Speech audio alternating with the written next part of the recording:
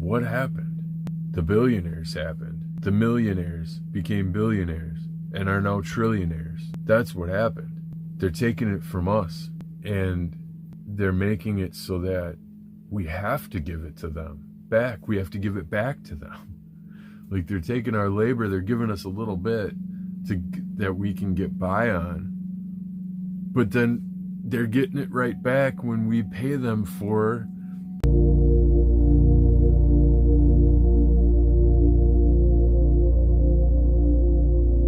we find it so important to have reliable transportation so that we can get to our jobs, so that we can make money, so that we can pay for that transportation. Like, well, why? What the fuck? If anything, I don't know. I can't say. But it's just backwards. They've understood exactly how to manipulate and steer people into giving their everything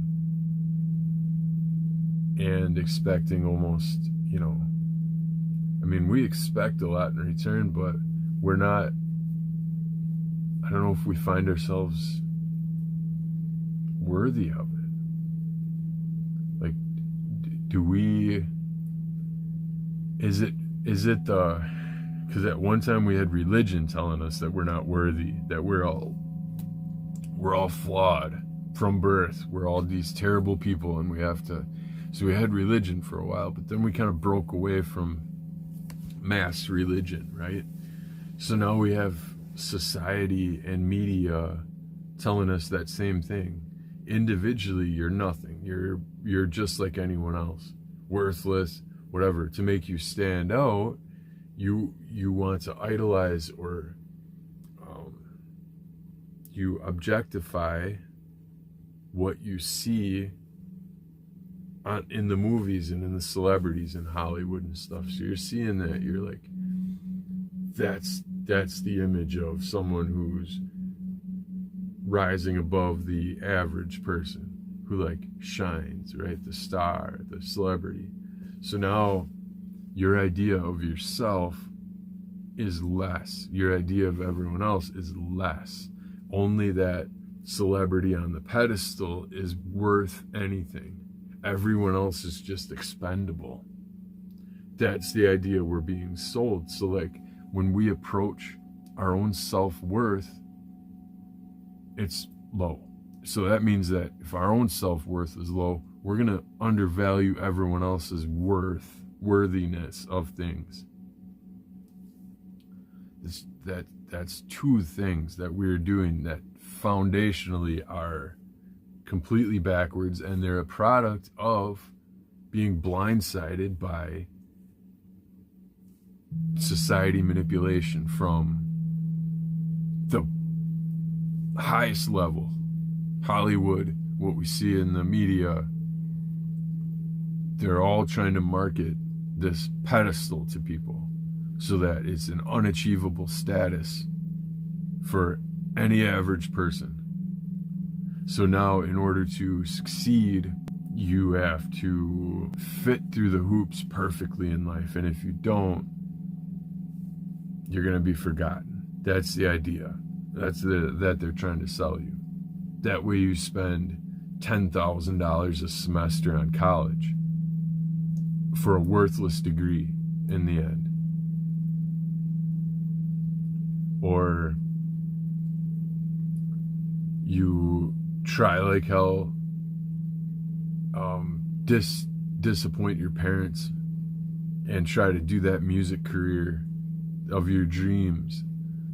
And if you don't meet the right people or allow the right amount of essay to happen, you're just not going to make it very far.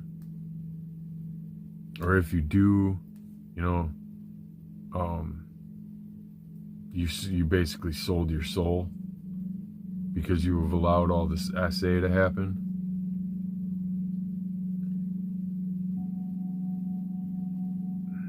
We have this idea, and it's all because of the pedestal. We need to reframe our point of view and take things off of the pedestal. What is the most empowering thing to see? Is someone that is completely oblivious to someone else's power. I think back to that. I think it was somewhere in England. They had the entire street shut down. It's two very polished and proper looking people. All eyes were on them. Pictures being taken, stuff like that. They're out on this street corner. The whole street was shut down. Through walks an elderly Asian man, completely oblivious to what was going on. He kind of looks at them, kind of like, and then he comes around the corner and is like, whoa, what are all these people? And then he kind of, oh, okay, well, yeah, I'm just trying to pat. He had not a care in the world for the people. He didn't care about the craze and the sensation. He was just trying to get his groceries home and didn't really care who was there and who they were taking pictures of. He didn't, like, they thought maybe, this guy, he could have been a crazy fan that wanted up close, attention because they're on the pedestal so much. He could have been someone that was there to kill them because they're on the pedestal so much. He didn't give a fuck about their pedestal or what the hell. He wanted. That is one of the most empowering messages, I think, of endearment, that your pedestal is worthless. Your pedestal means nothing to me. When you can go up to presidents and rulers of nations, and maybe that's a prestigious, not so much anymore, but I don't know, it depends on the person and their policies, I guess, but still, they're just people. Owners of Elon Musk, fuck.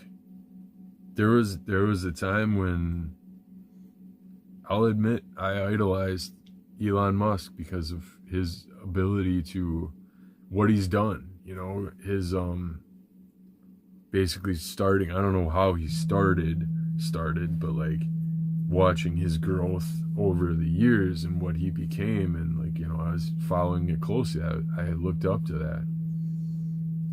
But it's become disgusting.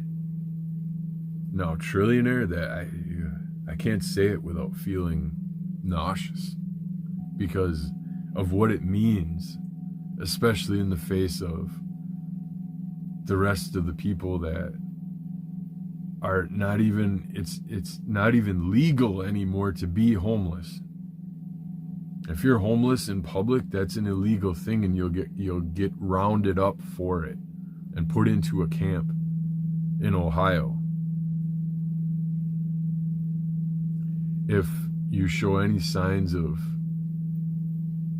any sort of mental anything, you can be evaluated on the spot and sent to a camp. That's under our current president. Made that shit happen. Built the commitment center, opened the door to civil commitment. It was one of the many executive orders that got signed at the beginning of the year. The big marker. Every time, every day, there was a new one being signed. It was like it might as well have been an auto pen for all the fuckery that happened at the beginning of this year. I'm gonna go get, maybe I won't. Yeah, maybe I will. I'll be right back. I'm just gonna split it up. This one's getting long, and they're just impossible to edit when they get so long. So, whether this ends up in parts or pieces or something, thanks for watching, and I love you, and never stop spreading your light.